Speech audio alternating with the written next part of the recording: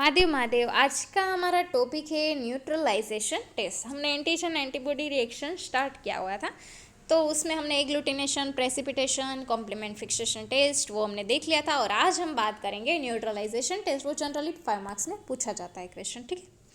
तो first of all neutralisation का meaning क्या है? न्यूट्रलाइजेशन मतलब कि अगर कोई भी कंपोनेंट हो, ठीक है, उसकी एक्टिविटी को हम रिड्यूस करो, ठीक है, उसे हम कहेंगे न्यूट्रलाइजेशन। मतलब कि न्यूट्रल कर देना, ठीक है, उसकी एक्टिविटी को न्यूट्रल कर देना, उसे हम कहेंगे न्यूट्रलाइजेशन टेस्ट। फॉर एग्जांपल, कोई भी एंटीजन है, कोई भी माइक्रोब है, ठीक है, अगर हमारी बॉडी में एंटर हो रहा है, ठीक है, तो हमारी बॉडी क्या करेगी? एंटीबॉडी प्रोड्यूस करेगी।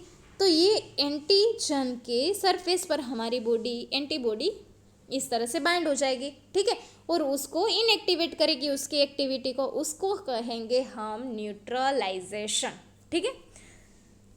तो यहाँ न्यूट्रलाइजेशन की डेफिनेशन है। न्यूट्रलाइजेशन हम किसे कहेंगे कि मतलब कि reduction of the effect of any component, कोई भी कंपोनेंट की इफेक्ट को हम रिड्यूस करेंगे, उसे कहेंगे न्यूट्रलाइजेशन, ठीक है। Neutralization is one of the antigen antibody reaction, वो तो हमें पता है, which aids in reducing the effect of viral antigen और viruses and toxin produced by different causing microbes such as bacterial exotoxin. मतलब कि जो भी इफेक्ट है कोई भी वायरस की या तो फिर कोई भी माइक्रोब है, उसने कोई टॉक्सिन सीक्रेट किया हुआ है, ठीक है, तो उसकी इफेक्ट को रिड्यूस करेंगे।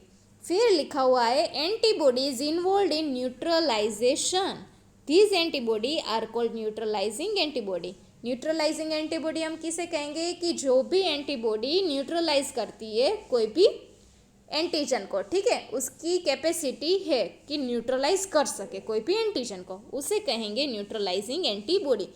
Not all antibody produced in our body can block the effect of antigen. मतलब कि सारी एंटीबॉडी ब्लॉक नहीं कर सकती कोई भी एंटीजन की एक्टिविटी को, ठीक है।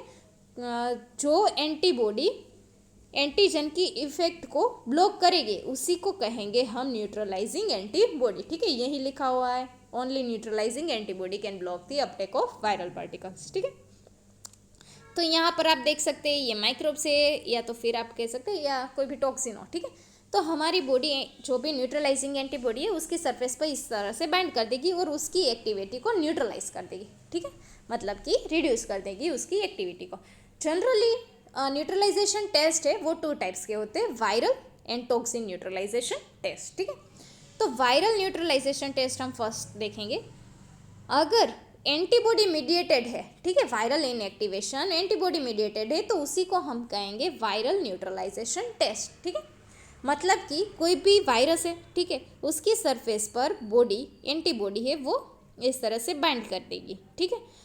तो अगर कोई ये होस्ट सेल है, ठीक है, उसके सरफेस पर कुछ रिसेप्टर होते हैं, ठीक है, तो ये इसको डिस्ट्रॉय नहीं कर सकता है कोई होस्ट सेल है, ठीक है। मतलब कि जो भी एंटीबॉडी है वो न्यूट्रलाइज कर देगी, ठीक है, न्यूट्रलाइज कर देगी तो क्या होगा, वो होस्ट सेल को डिस्ट्रॉय नहीं कर पाएगा, ठीक है। मतलब कि जो भी वायरस है उसकी एक्टिविटी को न्यूट्रलाइज कर दिया। तो यहाँ पर क्या लिखा हुआ है, viral neutralization prevent a viral infection due to the inability of the virus bind to its target cell। मतलब कि वायरल न्यूट्रलाइजेशन क्या करेगा, प्रिवेंट कर देगा किसके इन्फेक्शन को, कोई भी टारगेट सेल है होस्ट के, ठीक है, उसको। फिर है इंडिकेटर सिस्टम। हम क्या करेंगे इसी मेथड से, ठीक है, जो भी वायरल न्यूट्रलाइजेशन टेस्ट है, हमें पता है कि कोई भी वायरस है अगर एंटीबॉडी उसके सरफेस पर बाइंड हो जाएगी, ठीक है, तो वो न्यूट्रलाइज हो जाएंगी। तो उसके बेसिस पर ही हम डायग्नोज कर सकते हैं कि कोई भी वायरस का इन्फेक्शन कोई पेशेंट के अंदर है या नहीं है, ठीक है, मौजूद है या नहीं है, ठीक है, वो यूज़ करेंगे। तो यहाँ पर इंडिकेटर सिस्टम हमें इंडिकेट करेगा कि भाई रिजल्ट है वो पॉजिटिव है या नेगेटिव है, ठीक है। तो हमें इंडिकेटर सिस्टम चाहिए, तो हम क्या करेंगे, लेबोरेटरी के अंदर या तो फिर आप कोई भी एनिमल या तो फिर कोई टिश्यू कल्चर, ठीक है, उसका यूज़ कर सकते हो as a indicator system in this test, ठीक है। तो टेस्ट सीरम इज डाइल्यूट। हम क्या करेंगे, फर्स्ट जो भी पेशेंट का सीरम है, ठीक है, उसको डाइल्यूट करेंगे कोई एप्रोप्रिएट, मतलब जो आपको, एक मिनट, फॉर एग्जांपल डाइल्यूशन हम किसे कहेंगे, हम जो भी नॉन एंटीजन है, ठीक है, उसका अमाउंट हम सेम रखेंगे सारी ट्यूब में, ठीक है। फिर क्या करेंगे, patient serum, for example antigen हमने 50 माइक्रोलीटर लिया है सारे में, ठीक है, मैं एग्जांपल दे रही हूँ, ठीक है। तो 50 माइक्रोलीटर हमने एंटीजन इक्वल अमाउंट में डाल दिया। अब क्या करना है, 50 माइक्रोलीटर आपको सीरम लेना है पेशेंट का और इसमें ऐड कर देना है, ठीक है। फिर आपको मिक्स करके इसमें डालना है, इसे हम कहेंगे डाइल्यूशन, सीरियली डाइल्यूशन, ठीक है। तो अब क्या करना है आपको, सीरियली डाइल्यूशन कर दिया, इंक्यूबेट कर दिया, अब आपको जो भी स्पेसिफिक अमाउंट है, ठीक है, वो आपको डालना है किसके, इंडिकेटर सिस्टम के अंदर, मतलब कि कोई एनिमल है या तो फिर कोई एम्ब्रोइनेटेड हेंस एग है या तो फिर टिश्यू कल्चर है, ठीक है। और फिर आपको ऑब्जर्व करना है प्लेक फॉर्मेशन, ठीक है। अगर आपको प्लेक फॉर्मेशन हो रहा है, ठीक है, अगर प्लेक फॉर्मेशन आपको पॉजिटिव आ रहा है, ठीक है, प्लेक फॉर्मेशन हो रहा है, तो प्लेक फॉर्मेशन कब होगा कि भाई पेशेंट के सीरम के अंदर कोई एंटीबॉडी प्रेजेंट नहीं होगी। देखो मैं इस तरह से दिखा देती हूँ। प्लेक फॉर्मेशन कब होगा, प्लेक फॉर्मेशन होगा कब होगा कि जब भी आपने एंटीजन डाला हुआ है, ठीक है, तो अगर एंटीबॉडी प्रेजेंट नहीं है, ठीक है, सीरम के अंदर, तो इसलिए न्यूट्रलाइज नहीं हो पा रहा है, तो मतलब कि प्लेक फॉर्मेशन आपको ऑब्जर्व होगा। लेकिन यहाँ पर अगर पेशेंट के सीरम में एंटीबॉडी प्रेजेंट नहीं है, नेगेटिव है, ठीक है, तो क्या होगा, प्लेक फॉर्मेशन आपको दिखने को मिलेगा, ठीक है। ये इंडिकेटर सिस्टम का ये ही यूज़ है, ठीक है। प्लेक फॉर्मेशन अगर हो रहा है, ठीक है, अगर प्लेक फॉर्मेशन हो रहा है मतलब कि पेशेंट नेगेटिव है, अगर प्लेक फॉर्मेशन नहीं हो रहा है मतलब कि पेशेंट है वो पॉजिटिव है, ठीक है। फिर आ गया हमारा टॉक्सिन न्यूट्रलाइजेशन, ठीक है। Bacterial exotoxins are good antigen and their activity may be completely neutralized by appropriate concentration of specific antibody, मतलब कि कोई भी बैक्टीरियल एक्सोटॉक्सिन हो, ठीक है, तो उसकी एक्टिविटी को हम न्यूट्रलाइज कर सकते हैं कोई अप्रोप्रिएट कंसंट्रेशन में, अगर हम एंटीटॉक्सिन ऐड करें, ठीक है, उसको दे तो। Antibody is bacterial exotoxin is usually referred to as antitoxin which is important clinically in protection against and recovery from disease such as diphtheria, tetanus, ठीक है। अगर हम अप्रोप्रिएट अमाउंट में अगर एंटीटॉक्सिन हम कोई पेशेंट को दे दे, ठीक है, तो वो रिकवर हो सकता है कोई भी डिजीज से, ठीक है। तो generally toxin neutralization test in vivo and in vitro होती है, ठीक है।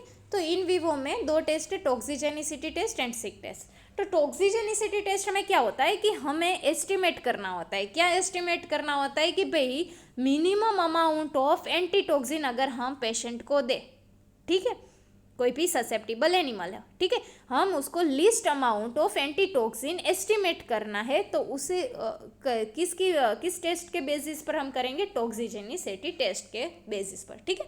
हम क्या करेंगे, इसके अंदर टॉक्सिन एंड एंटीटॉक्सिन हम इंजेक्ट करेंगे कोई भी ससेप्टिबल एनिमल, ठीक है, और उसके थ्रू हम minimum amount of antitoxin identify करेंगे, ठीक है। ये हो गया हमारा टॉक्सिजेनिसिटी टेस्ट। फिर आएगा हमारा सिक टेस्ट, ठीक है। सिक टेस्ट हम किस लिए करते हैं, कोई भी डिफ्थेरिया टॉक्सिन प्रेजेंट है या नहीं, ठीक है, मतलब कि कोई भी पेशेंट डिफ्थेरियल टॉक्सिन से ससेप्टिबल है या नहीं है, ठीक है, वो हमें आइडेंटिफाई करना होगा सिक टेस्ट। क्यों, क्योंकि जो भी डिफ्थेरिया टॉक्सिन है वो क्यूटेनियस रिएक्शन शो करता है, ठीक है। सो फॉर एग्जाम्पल ये एक पेशेंट है, ठीक है, तो पेशेंट के एक आर्म पर हम डिफ्थेरिया टॉक्सिन देंगे, ठीक है, और दूसरे आर्म पर हम उसका कंट्रोल देंगे, ठीक है। अब क्या होगा कि अगर 2 to 3 डेज के अंदर आपको वहाँ स्वेलन या तो फिर रेडनेस दिखाई दे रही है, ठीक है, मतलब कि वो पेशेंट है वो ससेप्टिबल है, वो पेशेंट ससेप्टिबल है, मतलब कि ये रिजल्ट पॉजिटिव है, ठीक है, कंट्रोल पर आपको कुछ शो नहीं करेगा, ठीक है। अगर आप पेशेंट को एक आर्म पर कंट्रोल दे रहे हैं, ठीक है, कंट्रोल आपको देना है ताकि आप उसको कंपेयर कर सके, ठीक है। दूसरे अब कोई पेशेंट नंबर 2 है, ठीक है, तो अगर आप उसको डिफ्थेरिया टॉक्सिन दे रहे हैं, ठीक है, तो वहाँ कोई रिएक्शन आपको शो नहीं हो रही, मतलब कि जो भी ये पेशेंट है वो नेगेटिव है, ठीक है। वहाँ क्या हो रहा था, रेडनेस और स्वेलिंग हो रही थी, मतलब कि वो पेशेंट था वो ससेप्टिबल था मतलब कि टेस्ट पॉजिटिव थी, ठीक है, और यहाँ पर आपको टेस्ट नेगेटिव दिखाई दे रही, ये है सिक टेस्ट। फिर आएगा हमारा टॉक्सिन न्यूट्रलाइजेशन इन विट्रो, मतलब कि लेबोरेटरी के अंदर। तो जनरली उसकी एएसओ टेस्ट है, नेगलेट्स रिएक्शन है, जेल प्रेसिपिटेशन टेस्ट है, ठीक है, ये है इन विट्रो टेस्ट। तो यहाँ एएसओ टेस्ट पहले तो आपको पता होना चाहिए एएसओ क्या है। एएसओ एक एंटीटॉक्सिन है, ठीक है, एंटी स्ट्रेप्टोलाइसिन ओ, वो हमें आइडेंटिफाई करनी है कोई भी पेशेंट के सीरम के अंदर वो प्रेजेंट है या नहीं है, ठीक है। क्यों हम आइडेंटिफाई करें, हमें लग रहा है कि भाई उसको एस पायोजिन का इन्फेक्शन है, अगर एस पायोजिन का इन्फेक्शन उसको है तो उसके सीरम के अंदर आपको ASO एंटीबॉडी देखने को मिलेगी। ठीक है, तो हम क्या करेंगे, वहीं ASO हम आइडेंटिफाई करेंगे। जो भी एस पायोजेन है ना, उसकी एक एक्टिविटी है वो हिमोलाइटिक एक्टिविटी शो करता है। ठीक है, उसी के बेसिस पर हम आइडेंटिफाई करेंगे कि भाई ASO प्रेजेंट है या नहीं है कोई भी पेशेंट के अंदर। ठीक है, अगर वो हिमोलाइटिक एक्टिविटी शो कर रहा है, ठीक है, अगर कोई वो हिमोलाइटिक एक्टिविटी शो कर रहा है मतलब कि पेशेंट नेगेटिव है। क्यों हिमोलाइटिक एक्टिविटी शो करेगा? क्योंकि उसके पास ASO एंटीबॉडी नहीं है। ठीक है, मतलब कि जो भी वायरस है वो न्यूट्रलाइज नहीं हो पा रहा है। ठीक है, तो वो उसकी एक्टिविटी शो करेगा, हिमोलाइटिक एक्टिविटी हमें दिखाएगा। लेकिन अगर पेशेंट के सीरम के अंदर ASO एंटीबॉडी प्रेजेंट है तो वो हिमोलाइटिक एक्टिविटी शो नहीं करेगा। क्यों? क्योंकि यहाँ जो भी एंटीटॉक्सिन है, ठीक है, वो वायरस को क्या करेगा, ब्लॉक कर देगा। ठीक है, उसकी एक्टिविटी को न्यूट्रलाइज कर देगा। तो यहाँ आपको हिमोलाइटिक एक्टिविटी शो नहीं करेगी। इसका मतलब है कि भाई पेशेंट है वो पॉजिटिव है। ठीक है, ये हो गई हमारी ASO टेस्ट। यहाँ आपको सारी टेस्ट डिटेल में नहीं लिखनी है। ठीक है, आपको सिर्फ पूछा गया कि भाई न्यूट्रलाइजेशन टेस्ट क्या है। ठीक है, तो उसके अंदर जो भी टेस्ट आती है सिर्फ आपको वो नोट करनी है और उसका जो भी बेसिक प्रिंसिपल है वो आपको सिर्फ लिखना है। ठीक है, और ये सारी टेस्ट आपको डिटेल में आगे आएगी। ठीक है, तो आपको अच्छे से पता चल जाएगा। फिर है नेगलर्स रिएक्शन। नेगलर्स रिएक्शन हम जनरली किसके लिए करते हैं? Identification of alpha toxin. ठीक है, हम किसके आइडेंटिफिकेशन के लिए करते हैं? Alpha toxin. और अल्फा टॉक्सिन कौन प्रोड्यूस करता है? क्लोस्ट्रीडियम परफ्रिंजिनस। ठीक है, अगर कोई क्लिनिकल स्पेसिमेन मतलब कोई भी पेशेंट है, ठीक है, तो हम उसका क्लिनिकल स्पेसिमेन लेंगे। ठीक है, कोई सैंपल लेंगे। अब हमें क्या करना है, फॉर एग्जांपल ये एक प्लेट है। ठीक है, जो भी टॉक्सिन है ना, ये अल्फा टॉक्सिन, ये प्लेट है। ठीक है, और हमें क्या ऑब्जर्व करना है, अल्फा टॉक्सिन प्रेजेंट है या नहीं है।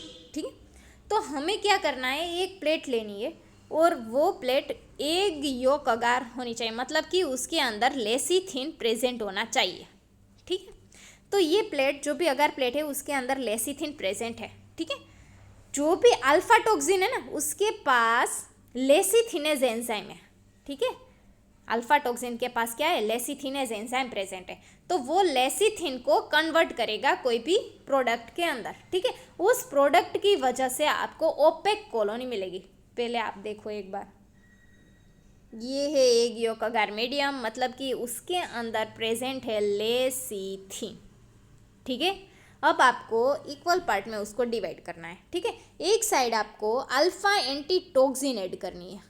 ठीक है, अल्फा एंटीटॉक्सिन आपको ऐड करनी है और यहाँ आपको कुछ ऐड नहीं करना है।